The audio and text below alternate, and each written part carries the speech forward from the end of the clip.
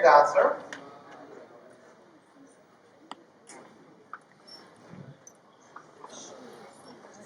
So the first question, the correct answer is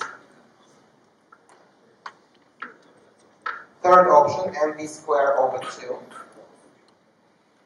So 77% of you answered it correctly, so I guess the rest probably will have to review your physics.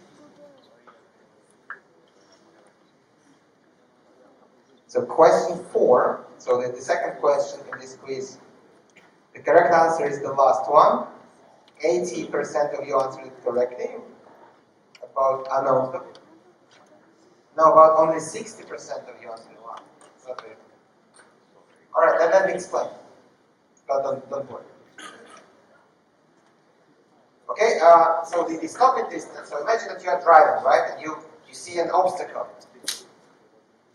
So in order to stop your car or your bike, what you do is, when you see the obstacle, you press the brake. But between the moment you see the obstacle and the moment you see the brake, there is reaction time.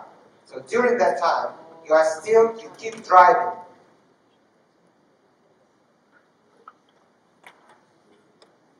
So how long are you going to drive? Is A times V. So V is the current speed of the car, and A is reaction time.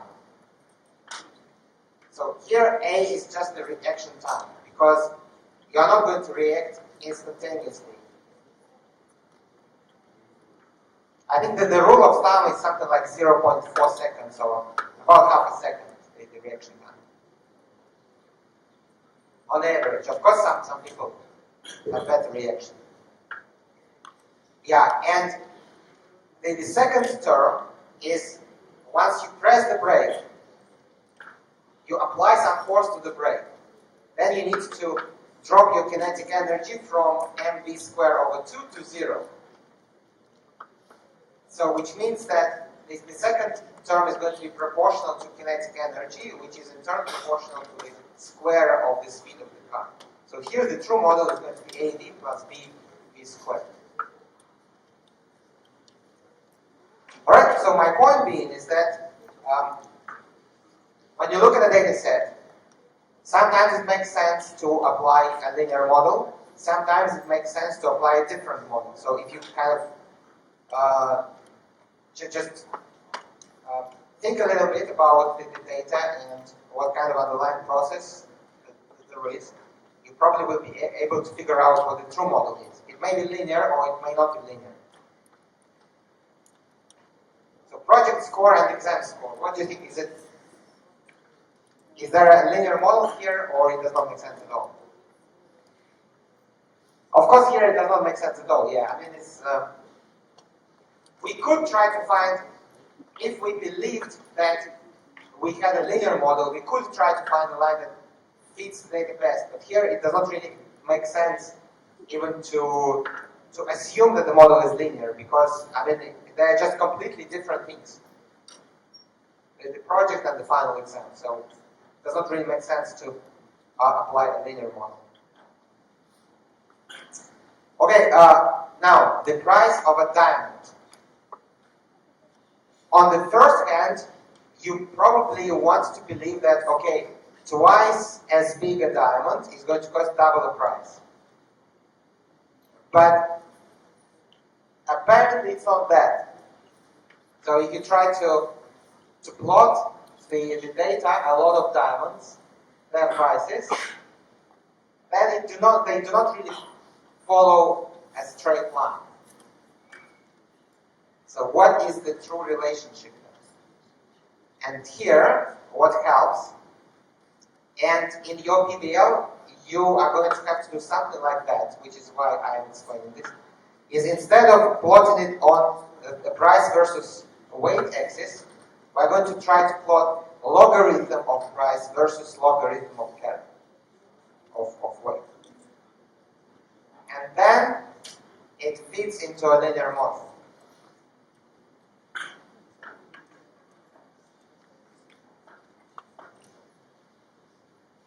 And the question is, what does it mean? So, if we see that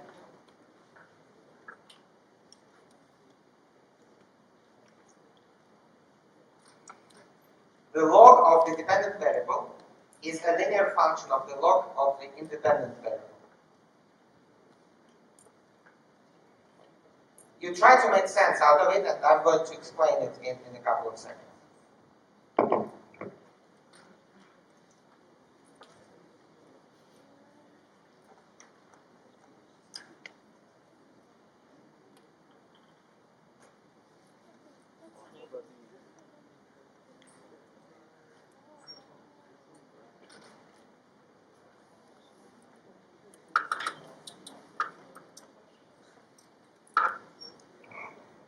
Alright, so if we have dependent variable y and independent variable x,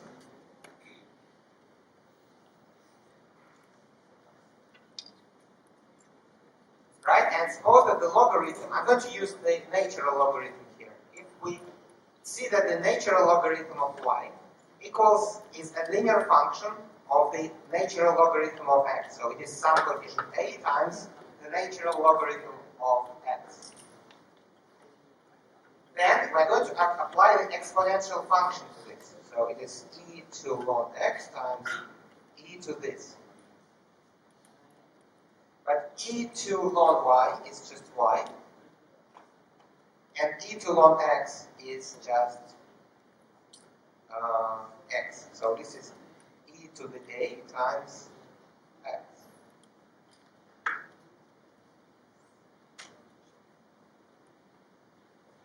Right, so it means that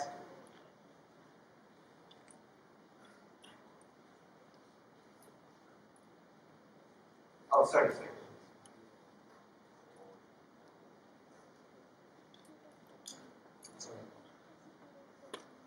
Is x to the a.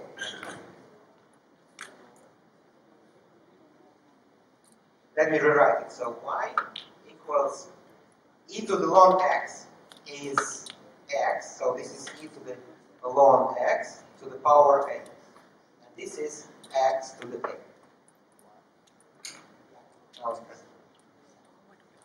Alright?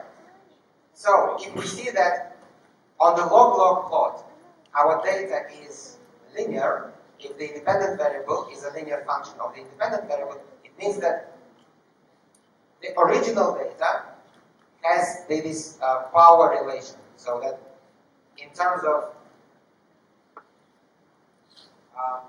diamonds,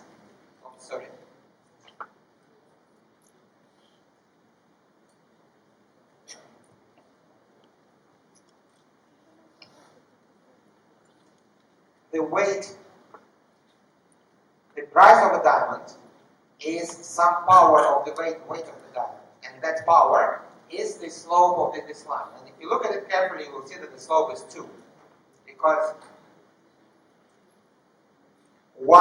so half a unit of change here is 1 unit of change here. So the slope is 2, which means that the price of a diamond is proportional to the square of its mass.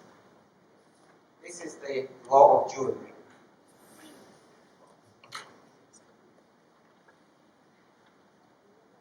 Yeah, so here we kind of looking at the data, we suspect that there must be some relationship, but we don't really know what it is, and we try to figure it out by applying the logarithm to both the dependent variable and the independent variable, and we are able to.